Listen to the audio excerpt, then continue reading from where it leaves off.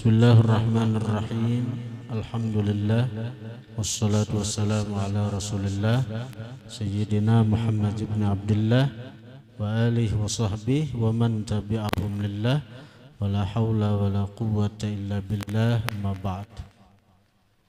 Yang sama-sama kita muliakan Al-Mukarram Al-Ustadz Al-Habib Ali Al-Muhdhar. Beliau berasal dari Probolinggo. Cuma alhamdulillah sudah 2 bulan ini beliau mukim di Kandangan dekat Kubah, Guru Kapuh. Para asatidz, para guru-guru agama, para hadirin hadirat yang dirahmati Allah Subhanahu wa taala. Qala al-musannif rahimahullah nafa'ana bihi wa bi ulumih. Kita masih membicarakan adab menjadi imam dan adab menjadi makmum. Nah, yang kedua, janganlah imam memulakan takbiratul ihram sebelum muadzin selesai daripada iqamat dan sebelum shaf dibetulkan. Itu adabnya yang bagusnya. Jadi imam tuh kada langsung samantang nih. Jadi langsung Allahu Akbar, kada perhatian lawan yang di belakang, kada menjenguk lawan di belakang, kada tahu lawan di belakang, rata kadanya soft nito. Nya sering kita mendengar sawu sufufakum fa inna taswiyata sufuf min tamamis shalah. Ratakan soft, maka bahwasanya ratanya soft bagian dari kesempurnaan sembahyang. Dan dikatakan ratanya shaf itu menurut ahli fikih diitibar ditumit di bagian betis, tumit belakang tuh betis belakang tuh tumit ngarannya. Jadi nang diitibar rata shaf itu lain dada, lain jariji. Jadi nang ditibar itu tumit, itu nang ditibar dah. Kemudian kada mesti ratanya shaf itu misalnya harus berdimpit, betis aja sampai nang bebirangkang betis, kada kayak itu ada maksudnya. Harus berdimpit betis kada. Orang salah memahami maksud daripada hadis Nabi sallallahu alaihi wasallam. Jadi sampai nang dirimpitakan betis lawan orang dihiga. Jadi bejauh betis orang makin bebirangkangnya. Ada kalau melihat salah orang kayak itu. Nah, itu salah memahami hadis itu orang. Nang banding rata shaf. Jadi kita imam bagusnya jangan ke belakang dulu, ratakan shaf, perhatikan shaf. Karena ujar Nabi, sungguh kalian meratakan shaf atau Allah perselisihkan hati kalian. Nah, disinilah rahasianya kenapa kita ini ngalih banar bersatu, ngalih banar kompak. Karena di shaf sembahyang kita kurang perhatian. Nah, seandainya kita nih dalam urusan sembahyang rata shaf, maka Allah akan memberikan anugerah kepada kita kekompakan hati, persatuan. Jadi di sini sulitnya umat Islam nang ini untuk bersatu karena mereka jauh daripada sunnahnya Rasulullah. Mereka jauh daripada apa yang diajarkan Rasulullah sallallahu alaihi wasallam. Nabi itu dalam riwayat sudah hendak takbir.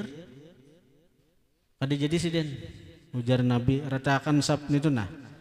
Kam taulah aja Nabi, aku nih melihat nang di belakang sama lawan melihat nang di hadapan. Jadi Nabi itu melihat nang di belakang sidin tuh sama lawan sidin melihat, sama jelas dengan sidin melihat nang di hadapan. Jangankan yang di belakang, nang jauh di hujung dunia sana Nabi melihat. Bahkan nang di sebelah alam, jangankan alam dunia nang ini, jangankan nang di alam dunia nang ini, nang di alam akhirat Nabi melihat. Jangankan kejadian nang zaman sidin, nang akan datang Nabi melihat. Karena Nabi itu adalah hamba Allah nang sempurna, hamba Allah nang berakhlak dengan sifat-sifat Allah. Tajalli kesempurnaan Allah itu ada pada baginda Nabi. Nah, di antara nama Allah nang Asmaul Husna apa? Al-Basir, Maha melihat. Maka Nabi adalah Abdul Basir, hamba daripada Zat yang Maha melihat. Jadi Nabi itu melihat, bahkan Nabi itu melihat sampai sekarang sidin melihat. Apa-apa yang terjadi cagaran kiamat Nabi melihat. Jadi Rasulullah itu melihat, jangankan nang di belakang sidin, nang jauh sebelum jauh daripada itu, bahkan kejadian yang akan datang sampai kejadian di alam akhirat Nabi sudah diperlihatkan oleh Allah Subhanahu wa taala. Jadi kada usah aneh kita. Nabi itu hendak takbir, kada jadi sidin takbir karena uji sidin ada nang kada rata lagi sop di belakang nita. Bujurakan je Nabi. Nah, akhirnya dibujurakan hanyar Nabi takbiratul ihram. Nah, ini pun sekarang jarang imam ini sudah maju ke muka langsung aja Allahu Akbar. Nah, jarang juga perhatian ke belakang untuk membujurakan sop nang di belakang itu. Jadi nang rancak jadi imam tuh merasa tuh pada nang artinya seorang banyak tertinggal daripada sunnah Nabi Shallallahu Alaihi Wasallam. Kalau dalam riwayat-riwayat Nabi itu membujurkan saf sembahyang sama persis ketika sidin membujurkan saf untuk berperang. Ya bubuhan tentara tuh kayak apa safnya. Ketiga, imam hendaklah mengangkat suaranya dengan takbir, dan makmum pula jangan mengangkat suaranya kecuali sekedar untuk mendengarkannya kepada dirinya sendiri. Jadi sunnah bagi imam untuk menyaringkan suaranya ketika takbiratul ihram. Sakira nang lain, sakira makmum di belakang tahu ini sudah masuk sembahyang. Jangan gemat. Jadi imam gemat suara kada kedengaran, makmum di belakang ada mendengar suara imam. Para jadi imam gemat suara itu. Nyaringi bila jadi imam tuh nyaringi, apalagi takbiratul ihram. Bila kada mendengar karena kebanyakan manusianya kayak di Makkah tuh. Ya nang mubaligh itu ada, nang menyampaikan itu ada. Allahu Akbar. Jadi Makkah kalau itu loh Makkah Madinah karena kebanyakan manusianya. Namun kayak kita nang ini kan dosa perlu nang itu. Nah, jadi makmum kada usah benyaring-nyaring, cukup makmum itu menyaringkan suara sekadar inya mendengar. Keempat, imam hendaklah berniat menjadi imam supaya ia mendapat pahala berjamaah. Kalau orang berjamaah itu imam boleh aja kada berniat jadi imam, boleh aja kada berniat berjamaah, tapi inya kada dapat pahala berjamaah. Jadi kita misalnya ada orang di muka, kita umpati Allahu Akbar, kita niat berjamaah, kita dapat pahala jamaah. Nang di muka ini pang, aku jadi hendak jadi imam, kada pantas jadi imam, kada berniat jadi imam, sahaja sembahyangnya, tapi pahala inya kada dapat, pahala berjamaah kada dapat. Jikalau imam tidak berniat menjadi imam dan makmum di belakang berniat mengikut imam, maka sah sembahyang sekalian makmum. Walaupun imamnya kada berniat jadi imam. Dan mereka mendapat pahala berjamaah. Jadi makmum dapat pahala berjamaah karena berniat jadi makmum. Dan sah juga sembahyang imam, tetapi ia tidak mendapat pahala berjamaah karena kada ada niat. Nah, jadi berniat menjadi imam itu kada wajib bagi si imam. Tapi bila inya berniat jadi imam dapat pahala berjamaah. Bila inya kada berniat jadi imam kada dapat pahala berjamaah.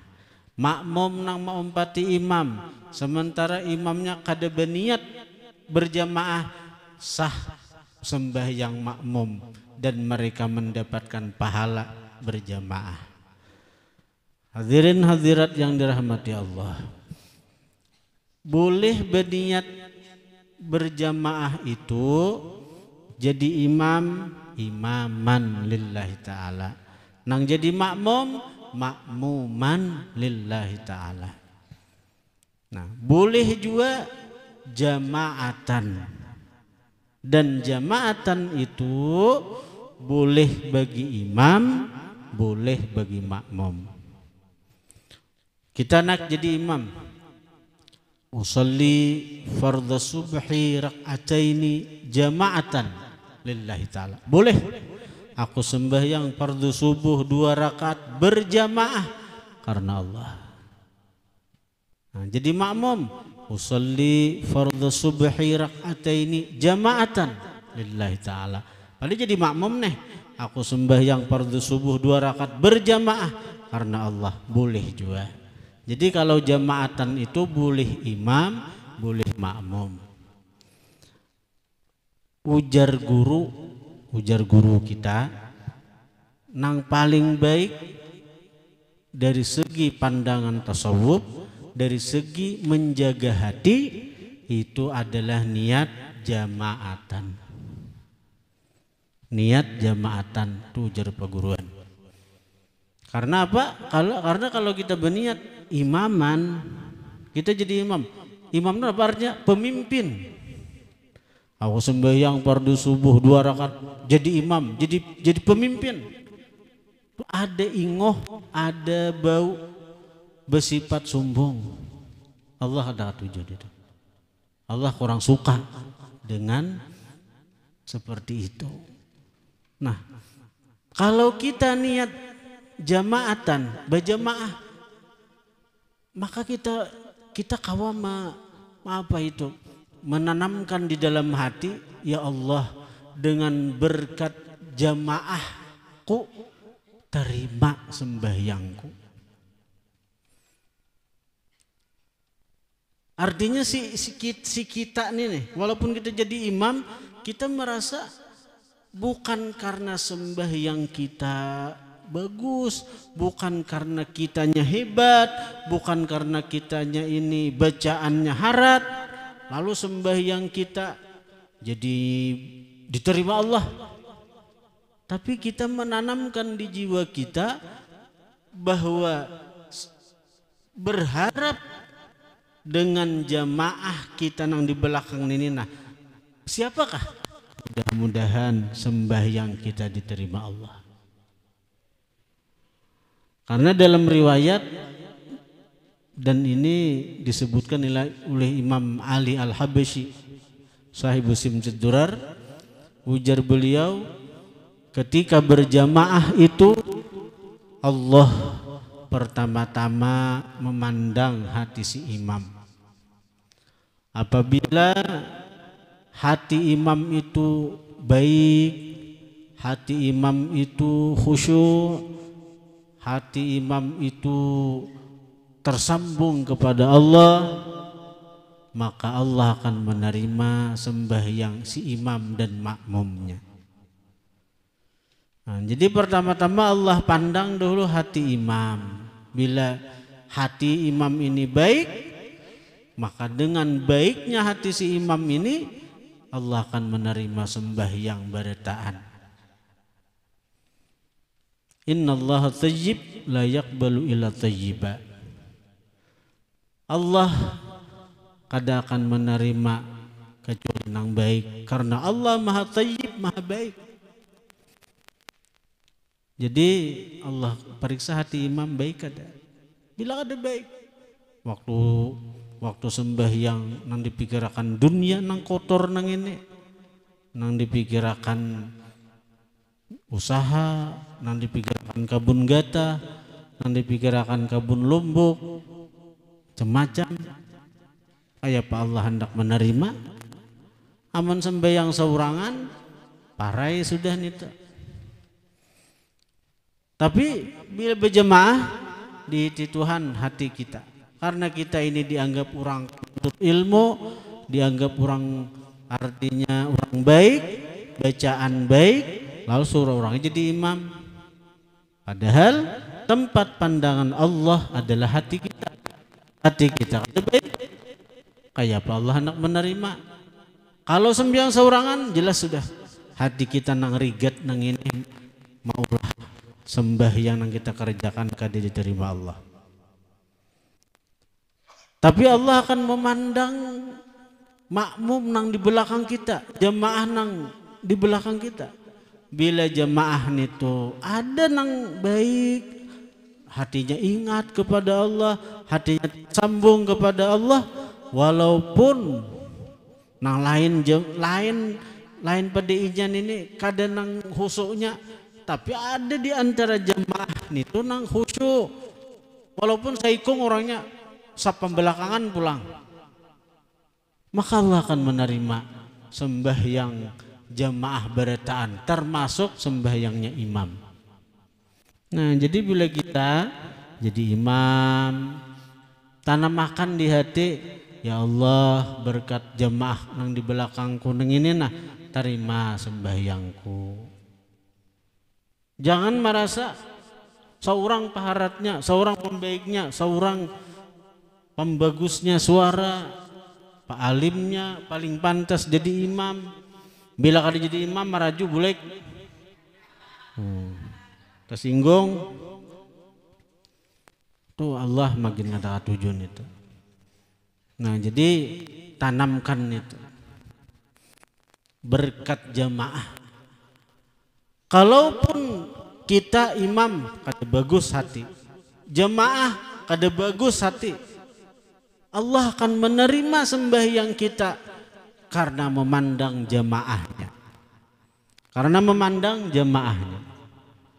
Yadullah ma'al jamaah. Tangan Allah bersama jemaah. Ma Allah bisi tangan kah? Allah punya tangan kah? Laisa kamitslihi syai'. Allah kada sama dengan nang baharu.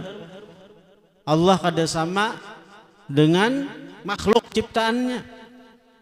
Tapi Nabi mengistilahkan tangan bagi Allah karena apa? Karena dengan tangan seseorang menerima, dengan tangan seseorang memberi. Maka artinya orang yang berjamaah itu sembahyangnya diterima Allah, dan orang yang berjamaah itu nampak mereka dapat anugerah daripada Allah Subhanahu wa taala. Dan jadi ada rugi orang yang selalu melaksanakan sembahyang dengan berjamaah. Sembahyangnya itu diterima oleh Allah Subhanahu wa taala sesuai hadis Nabi sallallahu alaihi wasallam. Nah, jadi boleh dua niat lah. Kalau jadi imam boleh imaman, boleh jamaatan. Kalau makmum boleh makmuman, boleh jamaatan. Nah, kalau imam tadi boleh imaman, boleh jamaatan, kecuali ngatakan kecuali sembahyang Jumat. Nah, sembahyang Jumat wajib imaman bagi si imam. Karena sembahyang Jumat itu wajib berjamaah. Sembahyang Jumat itu wajib berjamaah di rakaat di rakaat di satu rakaat ini rakaat pertama. Artinya kalau rakaat kedua mau rakaat ada Bapak. Jadi sembahyang Jumat itu wajib berjamaah sarakaat. Wajib berjamaah sarakaat. Tapi jadi kalau imam wajib imaman. Nah, kalau makmum boleh aja jemaatan. Jadi sembahyang Jumat itu wajib berjamaah satu rakaat. Asalnya sawat aja berjamaah sarakaat memperdapati lainnya sembahyang Jumat. Tapi kalau misalnya datang ke masjid orang tasyahud akhir sudah, artinya kada sempat berjamaah sarakaat kalau lah. Misalnya kabel lambat sekali datang ke masjid orang sudah tasyahud akhir. Nah, apa itu? Nah, berniat aku sembahyang fardu Jumat mengikut imam karena Allah Ta'ala. Niatnya Jumat, begitu salam imam berdiri 4 rakaat. Napa? Inilah niat Jumat tapi gawiannya zuhur. Kenapa enggak? Karena inya kada sempat berjamaah sarakaat bersama imam. Nah, kelima, imam hendaklah merendahkan suaranya ketika membaca doa iftitah. Nah, jadi sekali lagi ulun sampaikan bahwa hukum berjamaah itu bagi laki-laki menurut pendapat Nang Mu'tamad adalah fardu kifayah. Lihat dalam kitab I'anatul Talibin juz kedua. Jadi hukum sembahyang berjamaah bagi laki-laki adalah fardu kifayah. Fardu kifayah artinya di satu kampung itu wajib dilaksanakan sembahyang berjamaah lalakian di tempat nang nampak syiar Islam, di tempat yang nampak syiar Islam seperti masjid, langgar, musalla. Jadi kalau di kampung itu orang berjamaah tapi di rumah aja masing-masing dulu bini itu kadang menggugurkan kewajiban badusa sakampungan.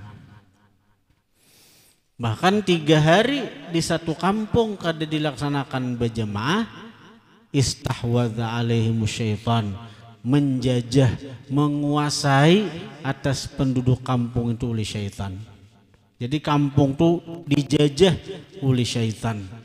Bila 3 hari berturut-turut kadada dilaksanakan sembahyang berjamaah. Jadi jangan dianggap remeh. Jangan dianggap remeh ada langgar kosong di kampung itu. Nah, langgar bakuncian, maghrib, isya, subuh, zuhur, asar sudahnya orang sibuk begawi. Maghrib kadada juga, subuh kadada, isya kadada juga, subuh maginnya guringan. Itu 3 hari nang kaya itu dijajah syaitan, dikuasai oleh syaitan. Jadi hakon mau upah hurang artinya jadi akan kaum masjid, kaum langgar sakira ada sembahyang berjamaah di kampung itu. Nah, itu bagi lelakian wajib fardu kifayah sembahyang berjamaah tuh. Bagi lelakian. Bagi bebinian bang, pian menyuruh laki pian sembahyang berjamaah, pian dapat pahalanya. Pian dapat doa Nabi, mudahan dirahmati aja Nabi. Nabi itu bini Sidin, Aisyah, Hafsah, Saudah, Sofiyah, Maimunah, Ramlah itu beparakan masjid tuh, beda kamar aja. Lawan Nabi bini Sidin tuh kan beda bilik tuh. Tapi Nabi itu Sidin sembahyang ke masjid terus tuh. Ke masjid terus kada lawan bini kada Sidin. Amun kayak kita nang ini nih daripada parai ke masjid sudah kada sempat, misalnya kada sempat karena teguringan atau apa. Nah, bawa ya bini Bawai bini saya kira dapat fadilat berjamaah. Tapi amun lawan bini haja barataan, lawan bini haja barataan berdosa sakampungan. Berdosa sakampungan. Karena wajib hukumnya sembahyang berjamaah itu bagi laki-laki di tempat yang nampak oleh syiar Islam. Tapi kalau di masjid baisi haja sudah langgar baisi haja, kita hendak ke masjid kada sempat, lalu kita berjamaah lawan bini di rumah, kita dapat pahala berjamaah. Dapat pahala berjamaah. Tapi kalau di masjid kosong, kita adakan di rumah aja lawan bini, berdosa sakampungan. Berdosa sakampungan. Karena apa? Karena sembahyang berjamaah lawan bini itu kadang menggugurkan fardu kifayah itu. Nah itu. Tapi amun ada jadi langgar kaum lawan orang berdua bertiga salamat kita salamat. Hadirin hadirat yang dirahmati Allah. Nah jadi itu yang penting benar sembahyang berjamaah itu. Dan ulun ulangi nang ucapan guru ujar sidin, kunci berkah, kunci hidup berkah adalah di sembahyang berjamaah. Tuh sidin memadahi itu sidin. Jadi bila hendak berkah hidup, berkah usaha bagi penuntut ilmu, berkah ilmu nang dikaji, jaga sembahyang berjamaah. Jaga sembahyang berjamaah. Ada di Baraba itu alim ganal, alim besar. Nang saikong, nang alim ganal nih, bila ada azan, walaupun bupati nang datang, walaupun bupati nang bailang pejabat, tinggalkan sidin. Tulak sidin ke masjid Kalanggar untuk sembahyang berjamaah. Akhirnya apa? Berkah ilmu sidin itu, anak sidin alim, cucu-cucu sidin alim, buyut-buyut sidin alim. Siapa? Ya Tuan Guru Ahmad Negara Kuitan Pengasuh toh. Itu sembahyang berjamaah liwar menjaga. Bupati datang ke rumah, orang bang nih lawan sidin. Bahkan sidin rancak karena bersubarangan sungai, ulun rumah lawan sidin dah. Jadi ayah negara Kuitan Pengasuh tuh rancak bekiawan, rupak sih orang negara dah. Rupak tuh parak, rupak di sini. Maghrib rupak di sini. Jadi sidin bahkan sidin kadang sidin nang azan bekiawan. Akhirnya sini besi anak alim, ya guru kita di Gampa tuh. Besi cucu, Tuan Guru Haji Abdul Wahab, Tuan Guru Haji Wajihuddin, Tuan Guru Haji Muhammad Yahya. Besi buyut alim, majajar di pesantren. Alim berkahnya ilmu sidin tuh. Mun murid-murid sidin banyak nang alim-alim. Di antaranya murid sidin tuh Wali Katum tuh murid ayah negara tuh.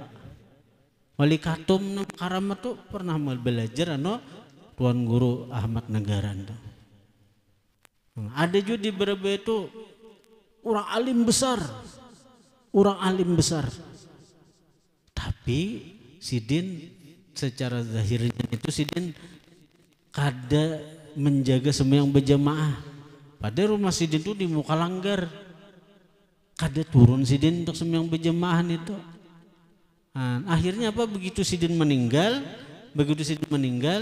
kada ada nang mewaris ilmu sidin. Kada ada nang mewaris kealiman sidin. Nah, jadi seorang ulama pun bila kada menjaga sembahyang berjamaah, ilmunya tuh mudi kada berkah, terputus. Nah, sama juga bubuhan pedagang, pejabat, bila hendak berkah. Usaha langaran berkah itu napa? Ziyadatul khairil ilahiyah. Bertambah kebaikan dan nisbahnya ke Tuhan. Bertambah baik.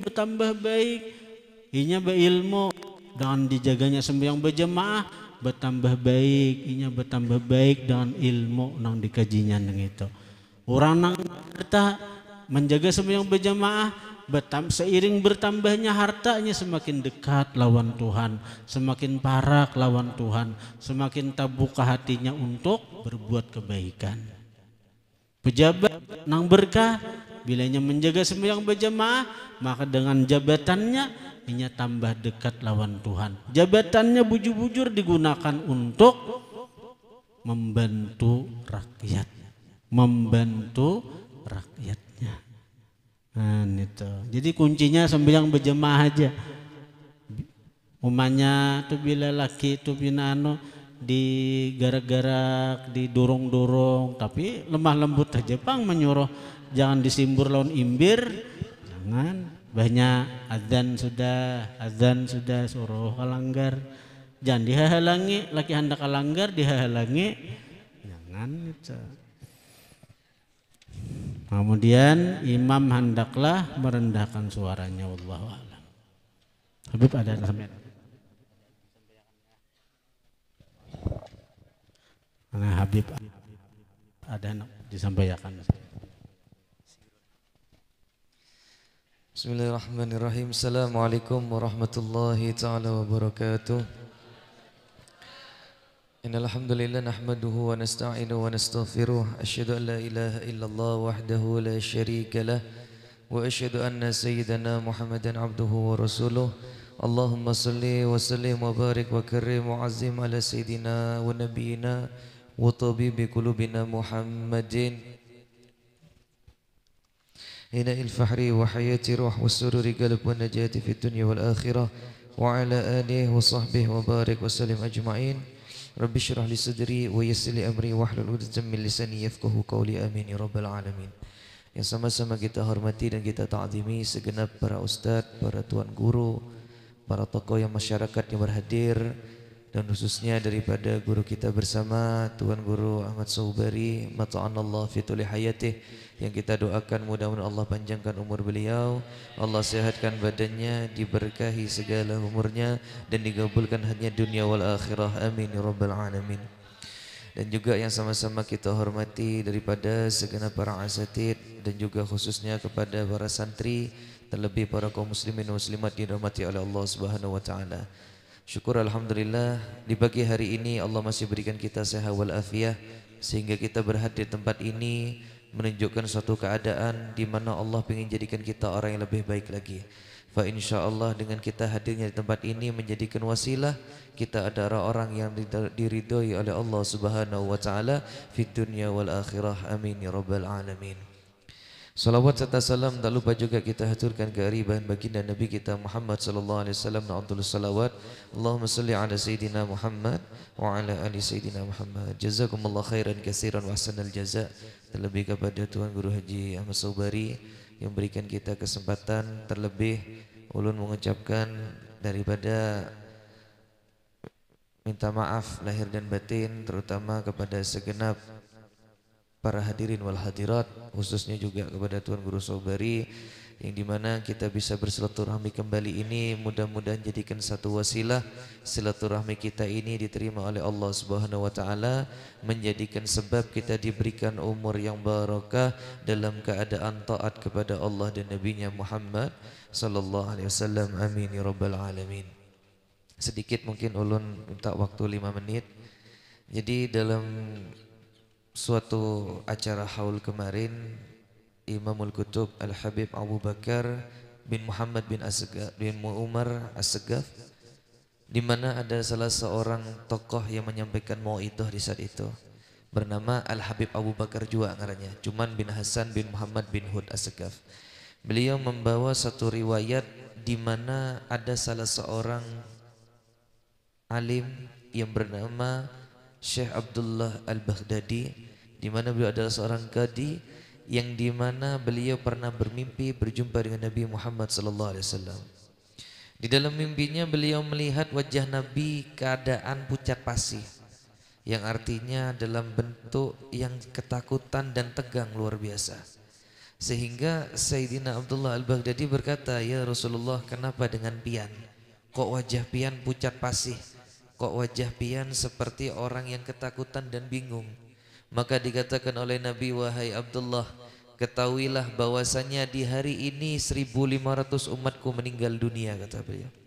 1.500 umatku meninggal dunia, akan tetapi cuma 2 orang yang meninggal dalam keadaan beriman. Kemudian mendengar jawaban Nabi, Sayyidina Abdullah Al-Baghdadi juga ikut gemetar. Beliau berkata, ya Rasulullah, bagaimana dengan kami orang yang sering berbuat maksiat? Bagaimana dengan kami orang yang sibuk dengan urusan dunia? Bagaimana dengan kami yang hari-hari selalu jauh daripada Allah, selalu jauh dari pandanganmu ya Rasulullah? Bagaimana dengan kami? Maka Nabi mengatakan, ambillah secarik kertas ini, amalkan daripada bacaan yang ada di kertas ini. Maka niscaya, kata Nabi, barang siapa orang yang melazimkan, menghafalkan, menukilkan, terlebih menyampaikan daripada amalan ini, maka beliau mengatakan fahuwa minni, dia adalah golonganku.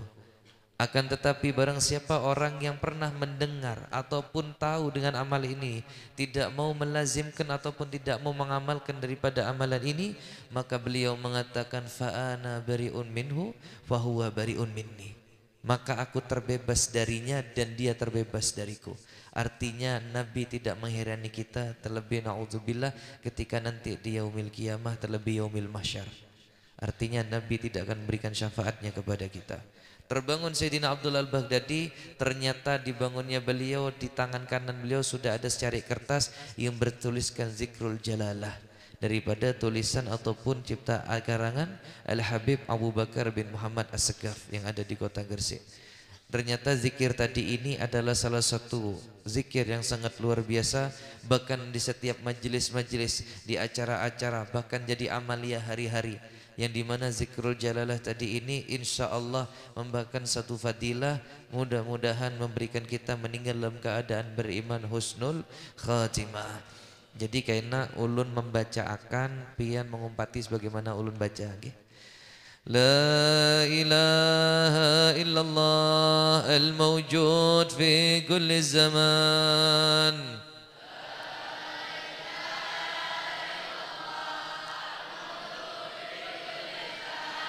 La ilaha illallah al-ma'bud fi kulli makan.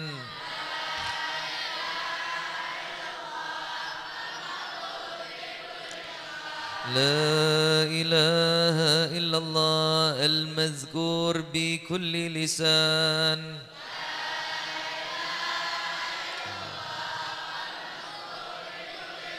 La ilaha illallah al-ma'ruf bil ihsan.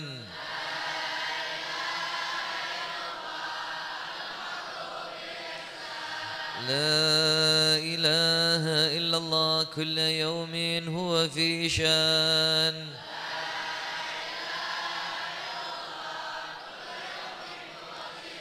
La ilaha illallah al-aman al-aman min zawalil iman.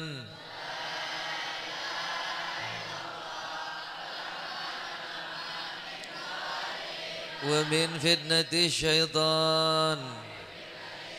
Ya qadim al-ihsan, kam laka alayna min ihsan. إحسانك القديم يا حنان يا منان يا رحيم يا رحمن يا غفور يا غفار اغفر لنا وارحمنا وأنت خير الراحمين. وصلى الله على سيدنا محمد وعلى آله وصحبه وسلم والحمد لله رب العالمين. Jadi itu adalah Zikrul Jalalah daripada tulisan Imamul Kutub Al-Habib Abu Bakar bin Muhammad As-Segaf. Jadi amun kawa dikatakan oleh salaf-salaf kita, terutama oleh Al-Habib Abu Bakar semalam waktu di ceramah Haul Sidin, mengatakan kalau bisa sehabis sholat fardu dibaca. Amun kada kawa paling kada sholat subuh sama sholat maghrib. Ada yang mengatakan sholat subuh sama sholat asar. Tapi kalau bagusnya setiap habis sholat fardu dibaca nggih. Dan kemudian ini ulun mencetakkan dalam bentuk zikir jalalah tadi selajuran sama gambarnya Habib Abu Bakar Gresik nggih. Jadi sudah bertuliskan zikrul jalalahnya beserta tulisan Latinnya yang mungkin ngalih membaca Arabnya ada Latinnya beserta artinya. Dikatakan orang yang menempelkan daripada zikir jalalah ini di tempat rumahnya maka bisa jadikan azimah ataupun wafat. Apalagi sampai diamalkan insya Allah mendapatkan fadilah. Mudah-mudahan meninggal dalam keadaan beriman husnul khatimah. Kalau bisa cuma ulun pesan kepada pian, kalau menghendak foto habaib, foto guru, foto wali, foto orang alim, jangan dihendak di kamar pribadi. Jangan dihendak di kamar pribadi. Kenapa Beb? Karena amun pian yang sudah bisian bini Pak, atau ibu-ibu yang sudah bisian laki, tahu seorang gawiannya kayak apa di kamar. Nah, iya bubuan santri yang menjawab malah ini. Jadi intinya seperti itu, menjaga adab. Karena kita ini apalagi yang masih awam, kalau bisa jangan sampai membiasakan foto ulama habaib taruh di kamar kita. Mohon maaf, karena kita ini kalau sudah namanya kamar pribadi, ya pribadi itu kan jauh sendiri kan. Jadi pada intinya dihendak di ruang tamu bisa, di ruang tengah bisa, dihendak tempat sholat juga tidak apa-apa, ataupun mau pasang di toko sebagai azimah dan wafak tidak apa-apa. Yang penting diamalkan zikrul jalalah ini saben hari, terutama habis sholat fardu. Dan ini insya Allah memberikan keutamaan, mudah-mudahan keberkahan daripada sir beliau Al-Habib Abu Bakar Muhammad Al-Segaf Gresik, memberikan kebaikan kepada kita semua, amin ya rabbal alamin. Kalau ada yang hendak kaina di depan kantor, hadiahnya selawi ribu, mudah-mudahan jadi barokahnya dunia akhirat. Kurang lebih minta maaf, minta halal, minta ridho dunia akhirat, khususnya kepada Tuan Guru Sobari. Hada minni, wassalamualaikum warahmatullahi wabarakatuh. فيا أيها الراجون منه شفاعة صلوا عليه